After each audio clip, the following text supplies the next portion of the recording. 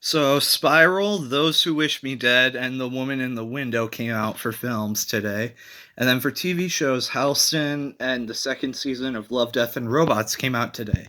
So, obviously, I'm going to review Wrath of Man, which came out a week ago today. Uh,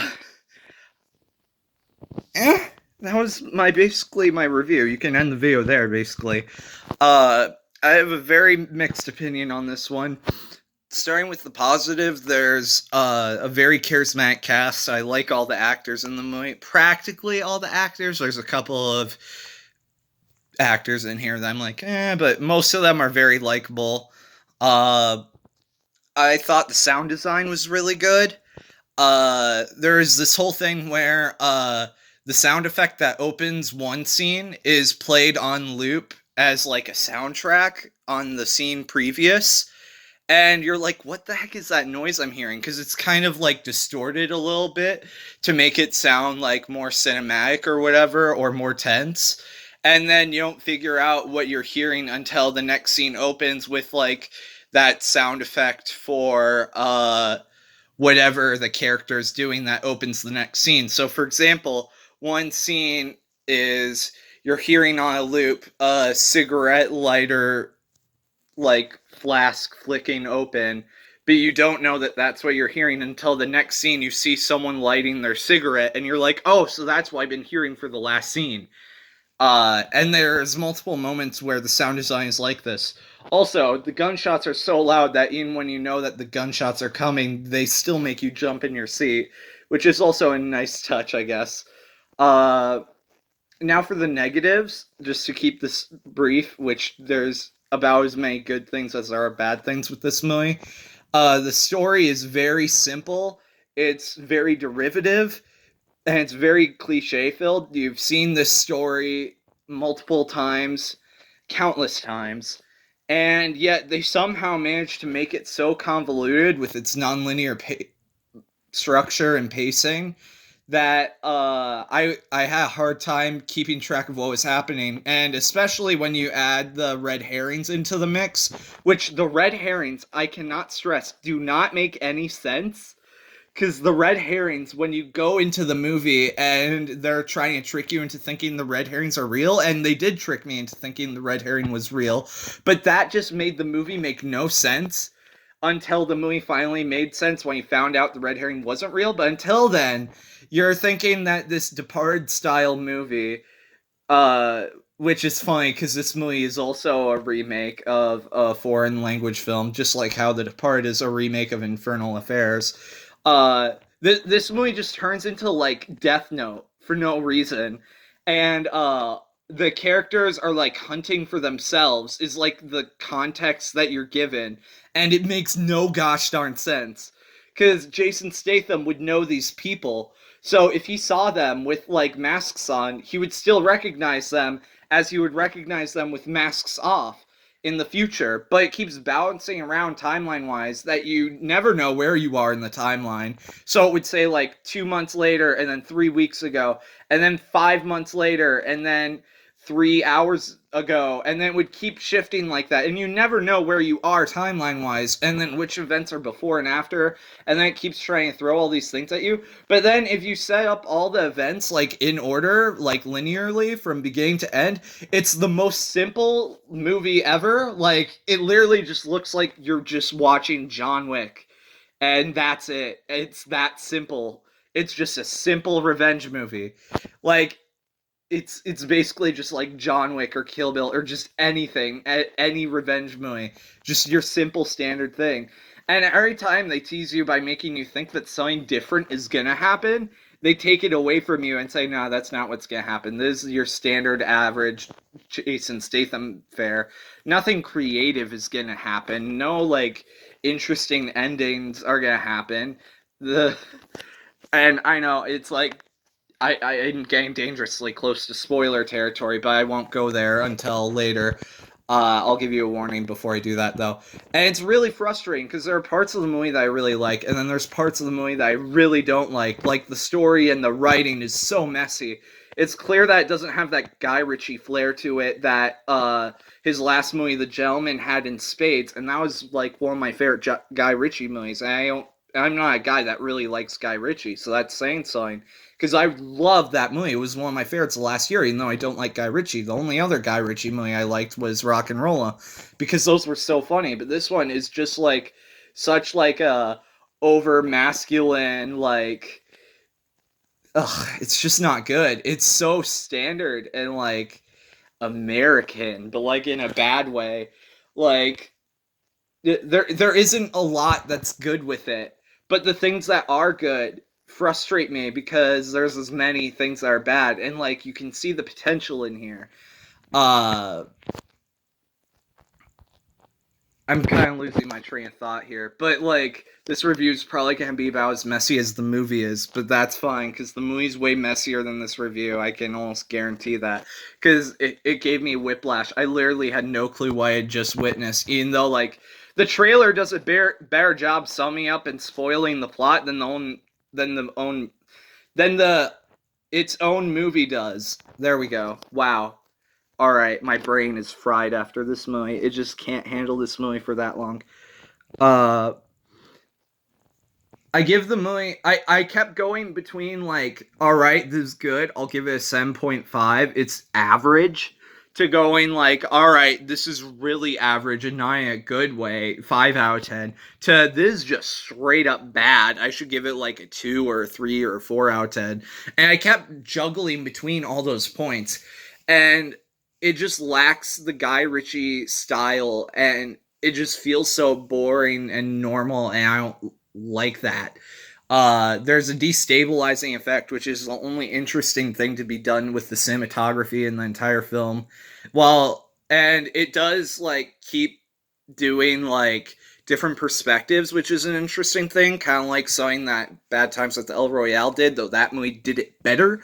And I just wish that the movie ended up being more cohesive. But then again, maybe part of the problem was I saw it on a big screen and you couldn't really hear much of the dialogue due to the sound effects all being loud, which is usually a good thing because it's more realistic.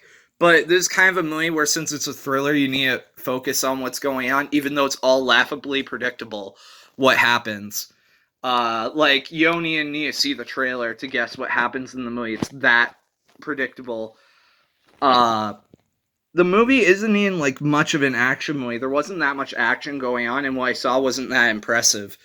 Uh, it's noticeably lacking in all of the central areas that needs to be really good, and that's frustrating. One thing that I did like about the movie was the song used in the trailer was used for like a torture scene that was really dark, which is a bizarre like tonal thing, but it kind of works and kind of adds like a weird moment of style to the film. Like, I don't know why that works in making things darker, but it does. Also, the movie has like two different inciting incidents, which is like the only movie where I can say that, because there's an inciting incident you're presented, and then there's the actual inciting incident if you put it in a linear standpoint. But the movie never feels like it gains its momentum because it gets stuck on that second inciting incident and repeats that scene over and over again, trying to tell you, okay, sorry, we're back to this point in the timeline. But it feels like you're back to the first act of the movie every time you see that, and that you're never progressing to like a middle act or a third act. You only realize you're in the third act when you're at like a final battle or like the final heist or whatever you want to call it. And it's very frustrating. Now I'm going to go. I give the movie a 6 out of 10, by the way, I think. Maybe a 5.5 out of 10. I don't know. It's not Guy Ritchie's best movie for sure. Rock and Roll and The Gentleman are just top tier, and this is like bottom tier. This might be the worst Guy Ritchie movie I've seen. I don't get why audiences absolutely love this movie. I'm definitely with the critics on this one. It's just such a mess. which is a shame because all the actors are so charismatic in this movie and definitely elevate the material. And there are like moments of creativity, but it's just the writing is so, and plotting and just everything in that department is really bad. And so is like the action. And yeah, it's not good. It really isn't. Uh and the if I now I'm going to get into spoilers for those that have seen the movie. So if you hadn't seen the movie, you'll want to click off right now. Uh, when I there were multiple moments in the movie where I thought something better were gonna happen. For those that have seen Rock and Rolla, they have a twist in that movie where Tom Hardy's character turns out to be gay, and it's the funniest part of the whole movie is that whole B plot where Butler is just freaking out to that, and it's hilarious. It's like legitimately one of the best parts of that movie. It's just great. I thought they were doing a similar moment to that in this movie when the guy from Mindhunter that's in this movie, he's like, I have something that's like personal about me that I need to tell you. Uh and like he keeps like giving all these like weird vague cues where it's like, dude, are you like telling me that like all this like bro machoism like is just masquerading like the fact that you're like closeted or something like that? Because that would have been a hilarious twist, I thought. But no, it doesn't go there. And again, there's all these like really clever plotting moments that I came up with in my own head that I thought would have been better in this movie than what we actually got, especially since like the it's funny that the production's called Tough Guy because it really does have that like overflowing toxic ugh, toxic masculinity crisis going on where even like the female characters feel like they're just overflowing and just man juices and they're just like "Rah," and it's like, yeah, but this isn't how people act though, and it feels just kind of misogynistic how the characters treat each other, even though it's kind of just like a more tongue-in-cheek like I'm just messing with you bro kind of way, but it's still like I don't know, it's kind of mean-spirited in the way that it is, and like kind of backwards. And I think a lot of it is down to the fact that there are four writers, and it feels like the director, which was one of the writers, isn't in main control of this project when he was in control of the other ones. That's why this one feels like such a mess. Uh, but yeah, like I like my idea for that. Another idea that I like that they didn't do was the end of the movie. I thought Jason Statham was gonna get killed when like there was a guy menacingly behind him, and like he was kind of out of focus, and it seemed like he was gonna kill him because he was like, "Are you done?" And then Jason Statham was like, "Yeah, yeah, I'm done." And it's like, okay, so Jason Statham's character is not the most upstanding citizen. He does a lot of terrible things in this movie. So it would make sense for him to get killed, and it would be shocking because it would be the first Jason Statham movie I can think of to really actually kill Jason Statham at the end, and it would be subversive for like a John Wick style movie where John Wick would actually die at the end, you know, that sort of thing. But no, they don't do that. And another thing that would have been interesting is if they weren't going to do that, then at least do the thing where the bad guys actually get away with the heist, because at least that's different and more interesting.